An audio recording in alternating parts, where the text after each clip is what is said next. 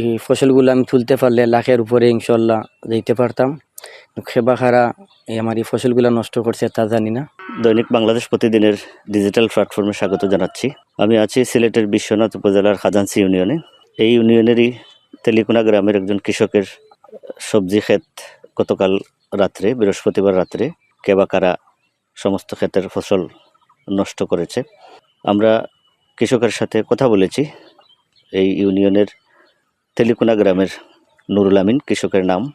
উনি দীর্ঘ 16 বছর প্রবাসী ছিলেন জীবিকার তাগিদে। প্রবাস থেকে এসে উনি জীবিকার সন্ধানে শুরু করেন কৃষিকাজ।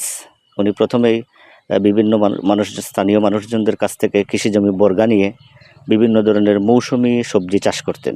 রূপায়ণ lake castle, welcome to the land of piece. আমরা যে ক্ষেতটায় দাঁড়িয়ে আছি এখানে তিনি ঢেঁড়স চাষ করেছিলেন।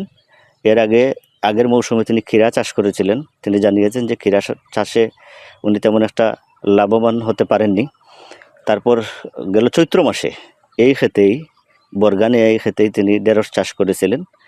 এখানে প্রায় 30,000 টাকার মতো ওনার খরচ হয়েছে। তিনি আশা করেছিলেন এই ক্ষেত থেকে প্রায় লক্ষ টাকার ফসল তিনি বিক্রি করতে পারবেন, কিন্তু ওনার সেই আশা দুরাশায় পরিণত হয়েছে। গতকাল রাতে কেবাকারা ক্ষেতের পুরো ফসলই নষ্ট করে ফেলে রেখে গেছে। তার পাশে কলা গাছগুলো কেটে গেছে তারা। আমরা এখন কৃষকের সাথে কথা বলবো। স্থানীয়রা জানিয়েছেন এই কৃষক অত্যন্ত ভালো মনের মানুষ। ওনার সম্পর্কে সকলেই ভালো বলেছেন এবং এই ঘটনাটিকে অমানবিক বলে আখ্যা দিয়েছেন স্থানীয়রা। আমরা এখন কৃষকের সাথে কথা বলবো, তার মুখ থেকেই শুনবো যে কি হয়েছে এখানে। আসসালামু আলাইকুম। আমি ওমান প্রবাসী। আমি আইছি বিগত 3 বছর বাংলাদেশে।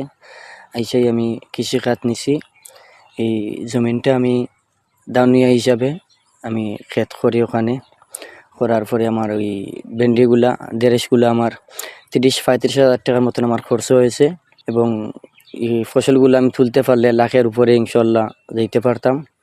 খেবা খারা আমার এই ফসলগুলো নষ্ট করছে তা জানি না। আপনারা কাছে সবার কাছে আমি বিগুল আবেদন করলাম আপনারা কাছে আমি যে আমার লাগে আপনারা সবে দোয়া করবা, এতটুকু আপনারা কাছে।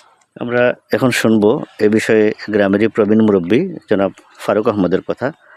বাতিজা বিদেশ আসলা, দেশ ইয়াতান কৃষি ক্ষেত কররা।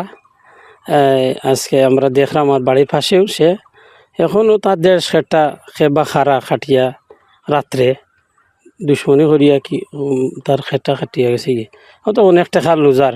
এই ক্ষেত্রে অন্তত লাখ টাকার উপরেও ইনকাম করতো।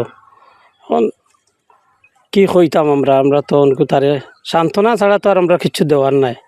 যাই তারে কইছি বাবা খেবা খারাপ করছে কিতা করবে, তুমিও দেখছো আমরাও দেখছি না, আল্লাহর উপর ভরসা কিতা করবা। আমরাও তারে সান্ত্বনা দিছি, আর কিছু করার না। আসসালামু আলাইকুম। আমরা এই বিষয়টি নিয়ে কথা বলেছিলাম উপজেলা কৃষি কর্মকর্তা বিল্লাল হোসেনের সাথে। তিনি জানিয়েছেন যে এই ঘটনাস্থলটি পরিদর্শন করে তারা কৃষকের পাশে দাঁড়াবেন। এই ছিল আমার কাছে এই ঘটনার সর্বশেষ।